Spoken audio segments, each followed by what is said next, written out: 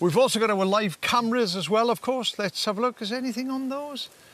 The beaver has gone. No, nothing at the moment. But they have delivered, haven't they, this Oh, season? they have, I'm being particularly with foxes. We've been so lucky and seen so many individuals. We've seen them in the daytime as well as in the evening. And we've identified that there are definitely 5 different foxes that we keep seeing. And we've also worked out that 2 of them are male, 2 female, 1 we're not sure about. As I say, we've seen them in the day, we've seen them at night, and we've seen lots of interaction as well.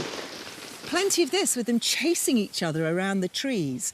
Not sure if that's a male chasing a female or perhaps 2 females chasing each other off the carcass, because that's where we've seen most of the action, is with them eating at the carcass. This one's already had its feed and then it wanders off into the grass to do a bit of scent marking. Now, they do scent marking with urine and faeces, but they also do it with their facial glands. And you can see this one's rubbing its nose on that grass, leaving a little message to other foxes to say that I've been here, I've had my fill on that carcass, and also marking it for itself so it knows where the carcass is. And then off it goes. And as I say, we've seen plenty of action on that carcass, but we've also heard a lot of action. And listen to this. Sounds like a fox coughing, and actually we think that's exactly what it's doing. But what about this sound? That's the mating call.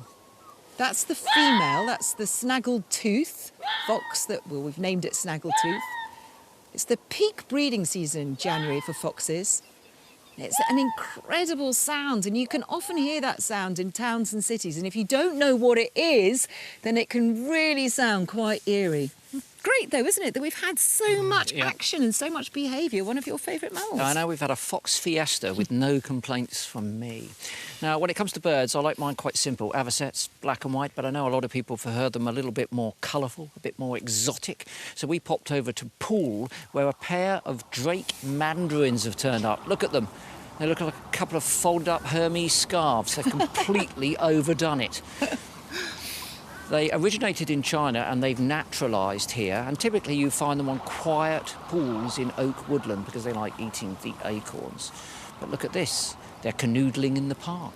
2 males are exhibiting male homosexual behaviour. Now, outside of the human species, 1,500 other species of animals do this, and it's particularly common in waterfowl.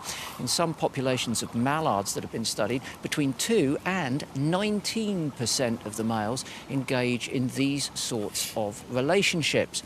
But perhaps it reaches its zenith in another foreign species, the black swan, native of Australia, because there sometimes they'll form threesomes, 2 males and a female, and they'll mate with the female, she'll lay a clutch of eggs, and at that point the 2 males will drive her away and incubate and then rear the young themselves.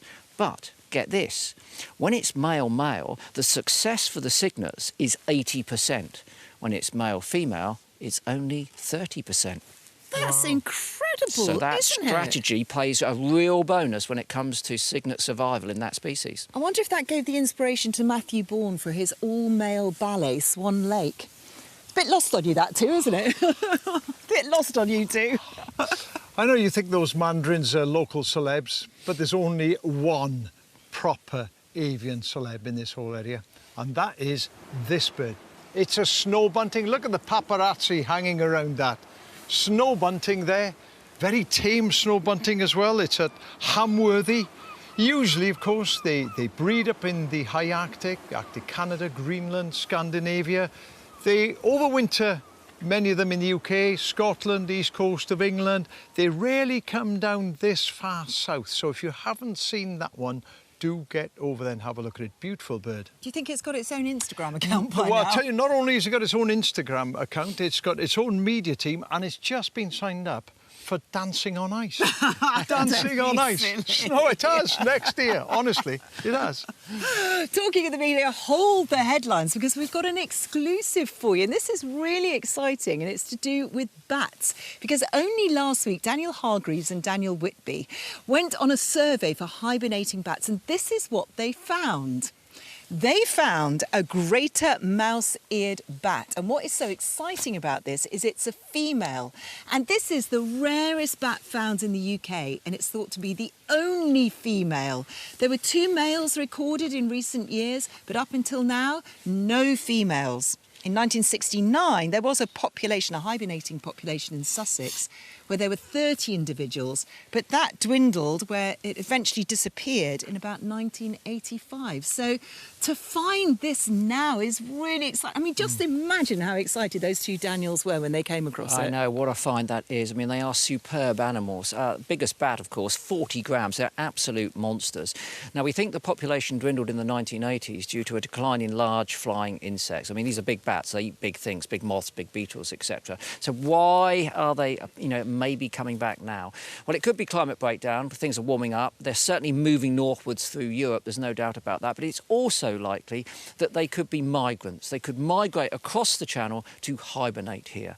Or, if we're very lucky, there might be a secret breeding colony somewhere that we haven't yet discovered. Trouble is, they're really under-monitored, aren't they, bats, generally? It's tricky, isn't it? I mean, they're nocturnal, they're difficult to access. You need, like the Daniels, licences to work with these animals. So, yeah, you're right, they are under-monitored and difficult to pick up on their populations. But what's nice is that there are more and more people now taking an interest in bats and monitoring bats. So, as you said, hopefully, there's another colony somewhere nearby. That'd be fabulous. Bat Conservation Trust doing loads of great work, I've got to say. Really, really good. Brilliant stuff.